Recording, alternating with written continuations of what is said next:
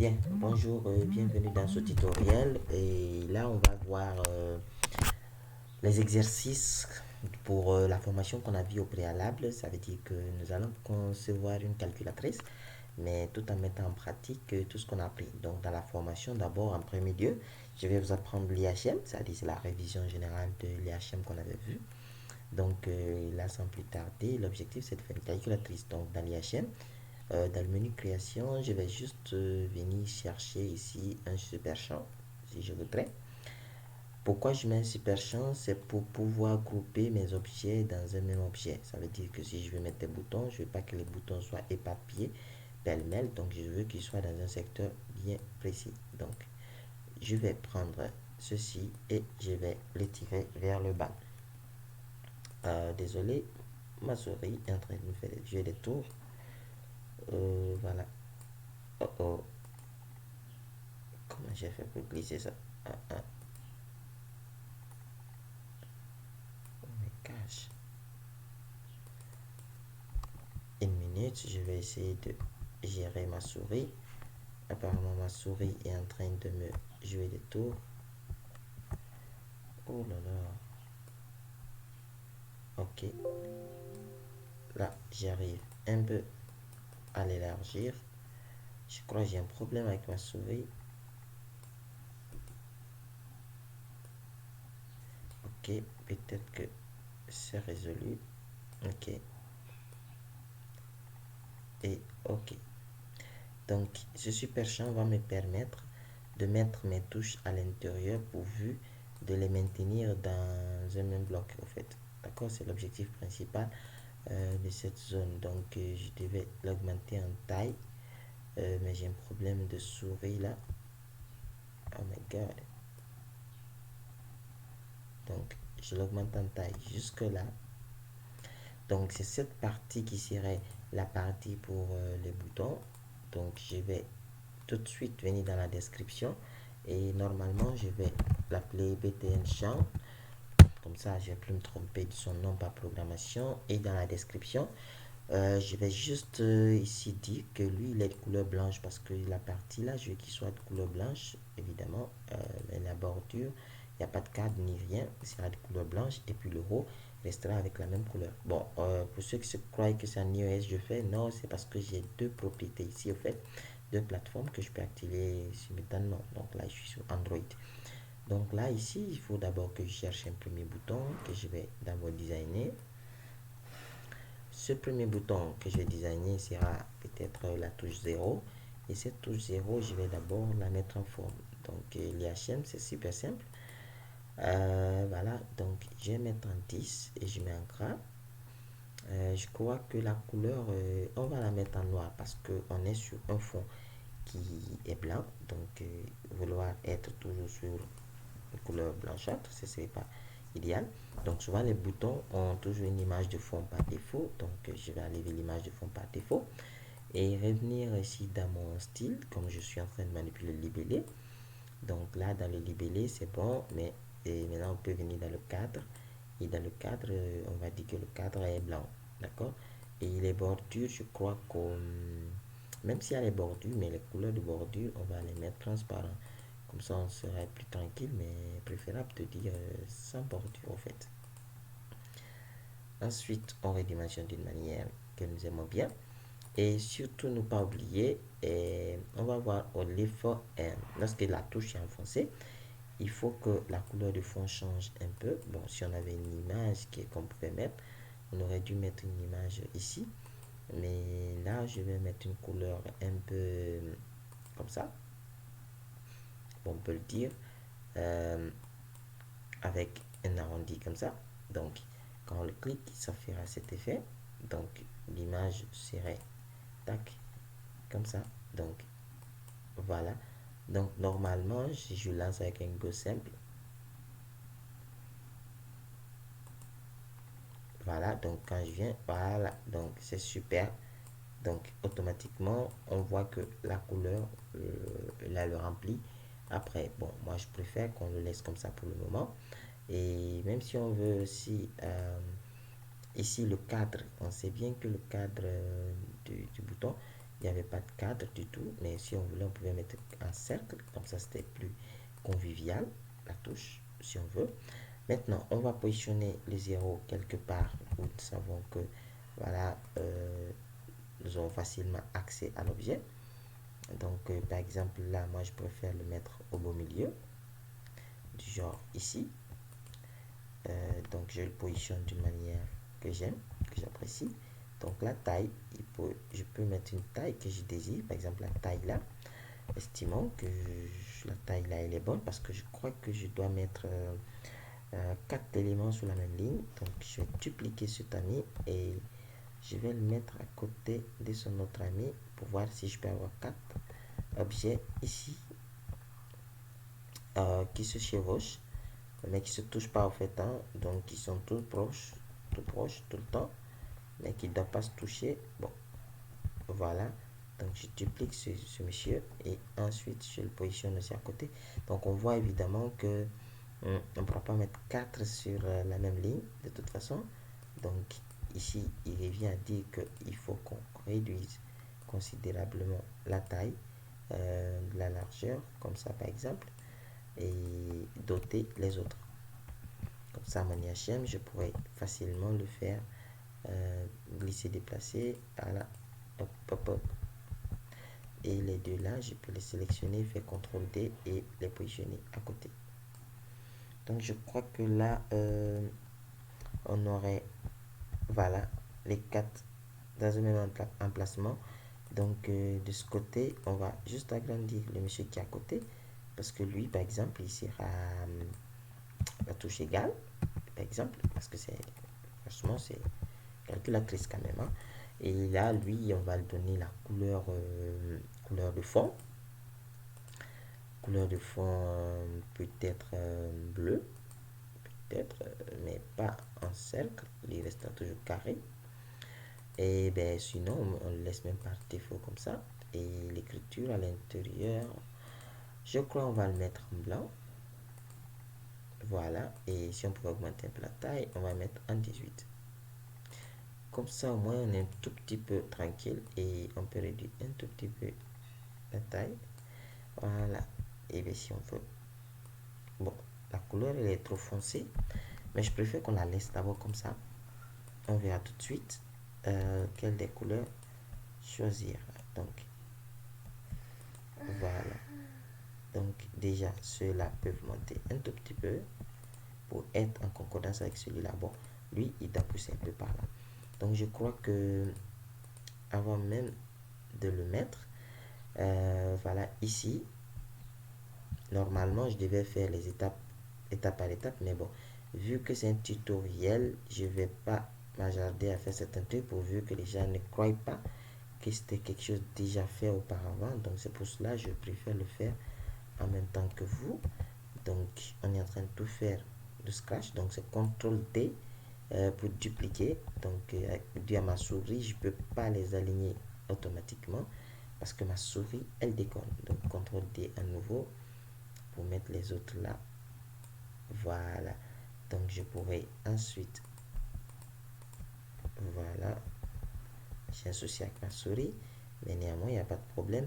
Ensuite, on pourrait dupliquer ce monsieur qui va être peut-être à plus, hein, et dupliquer ce monsieur qui va être peut-être moins, et l'autre qui va être supprimé. Donc ce serait super simple. Moins et l'autre sera supprimé. Donc lui, on va réduire un tout petit peu sa taille. Ouais. Ma souris déconne. Alors, j'annule. Je maintiens OK. Je glisse un tout petit peu. Voilà. Donc je crois que je le laisse là. Et les deux, je les fais. Voilà, ils doivent descendre un tout petit peu. Et lui, il doit être un tout petit peu là. Et le troisième doit être là. Voilà. Donc lui, il devait même être une image. Alors, j'arrive pas à bien faire les alignements néanmoins. Mais voilà, de toute façon, on comprend un peu ce que je vais vous montrer. Donc là, c'était une image qu'on doit mettre à l'intérieur parce que là, c'est l'image de suppression qu'il faut qu'on mette à l'intérieur. Mais vu que les catalogues souvent prennent un peu de temps de se charger, ça m'ennuie un peu.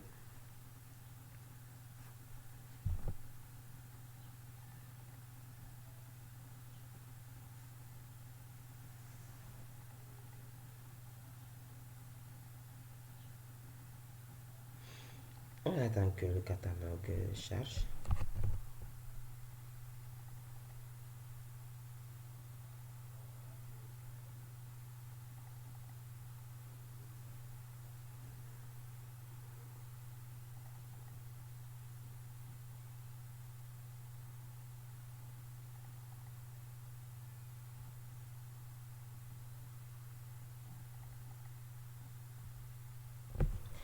Donc, on va chercher la touche suppression. Donc là, par exemple, je peux sortir mon clavier visuel. Il fallait que je réduise ma machine, malheureusement. Euh, donc là, par exemple, je vais chercher touche supprime pour voir si je peux trouver. Ok, bon, par exemple, on a trouvé quelque chose, mais même si ça ne fait pas ce que je veux, mais néanmoins, je peux le prendre parce que j'ai pas beaucoup de choix. Il est difficile à voir, mais néanmoins, je vais le changer, je crois. Je vais le changer au profit de quelque chose qui est un peu noir. Comme ça, au moins, on pourra voir. Voilà.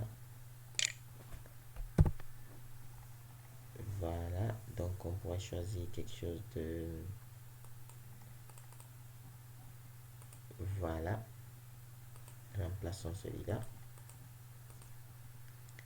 Donc, voilà. Il a remplacé, ne vous inquiétez pas. C'est lorsque vous lancez pour la première fois que certains effets commencent. Donc, lui, on peut directement le faire monter vers le haut, pourvu d'éviter qu'il se chevauche, ainsi de suite. Donc c'est pas du tout totalement joli parce que j'ai pas tout l'accès avec mon clavier, mais néanmoins on va faire avec parce que mon clavier déconne. Donc ceux-là, on va les faire monter un tout petit peu et voilà. Donc je crois on pourra maintenant remplir les informations à l'intérieur. Par exemple là, ça devait être pourcentage par exemple, hein. D'habitude, voilà, c'est pourcentage, on met là. Et là, on mettra 0 et là, on mettra virgule, par exemple. Voilà, maintenant, on pourra mettre les 1. Et là, on mettra 2. Et là, on mettra 3.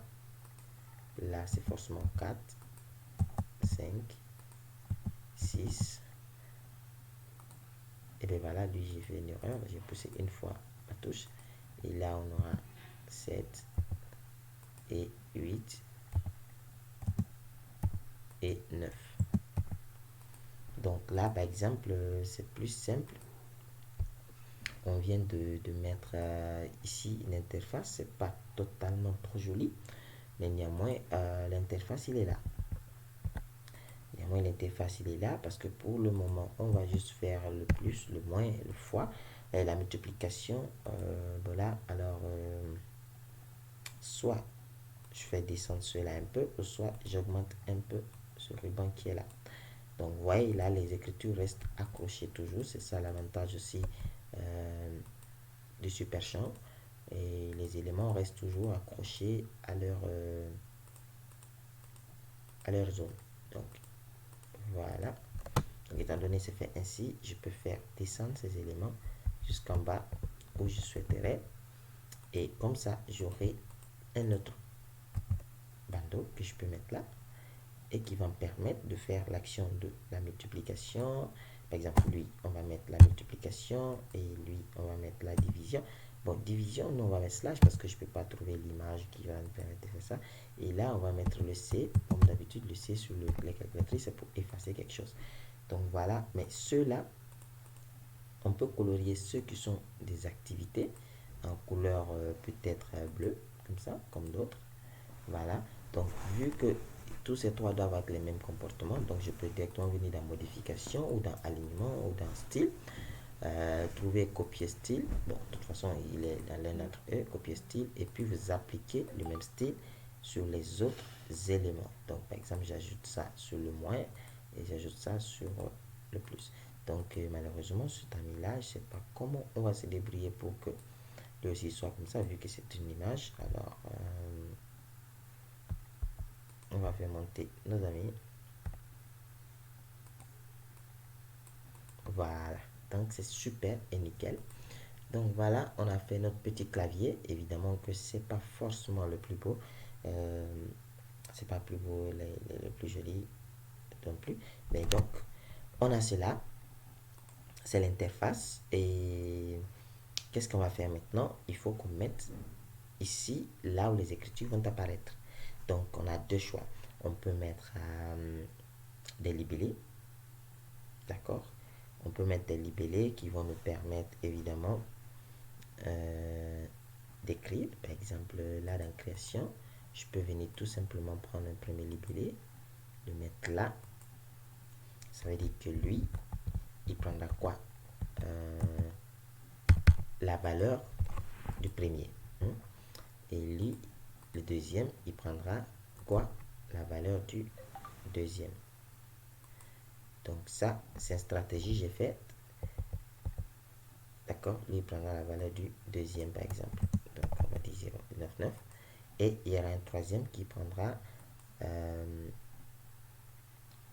ok, bon, lui, il peut même prendre le résultat. Donc on va juste augmenter un peu la taille. On va dire alors la taille 14. 14 c'est beaucoup. Alors on va dire 12. Taille 12, d'accord. Et l'alignement, il faut qu'on le dise de partir de l'autre côté. Donc dans l'IHM, on va notamment dire d'aller à droite. Et surtout de rester toujours en bas. Bon, on peut laisser en haut hein, si on veut. Et son ancrage, on va le proposer d'être de l'autre côté. Bon, ici, je n'ai pas trop parlé d'ancrage parce que notamment, j'utilise pas beaucoup l'ancrage dans les démos. Mais vu que si que le cours n'était pas concentré à cela, donc ce qui fait que je ne vais pas parler beaucoup de ça. Donc celui qui serait en haut, on va un peu augmenter. Mais cette fois, lui ne serait pas en haut, il serait au milieu. Et voilà, au milieu, comme ça, on aura une grande visibilité de la chose et on va dire qu'il a la taille 14 pour qu'il soit un peu plus grand par rapport à l'autre. Donc, pour éviter qu'il y ait des chiffres qui sortent pas bien, donc on fait comme ça. Donc, ici, on vient de faire notre IHM. Vous allez vous demander, ben voilà, comment on va faire pour que tout fonctionne tel que ce soit. Donc, c'est très simple. On enregistre et on lance ceci. Donc, je crois que notre IHM, il est là. Donc, on va passer au côté programmation, là où on va commencer à coder et à préparer notre calculatrice. Donc, à tout à l'heure.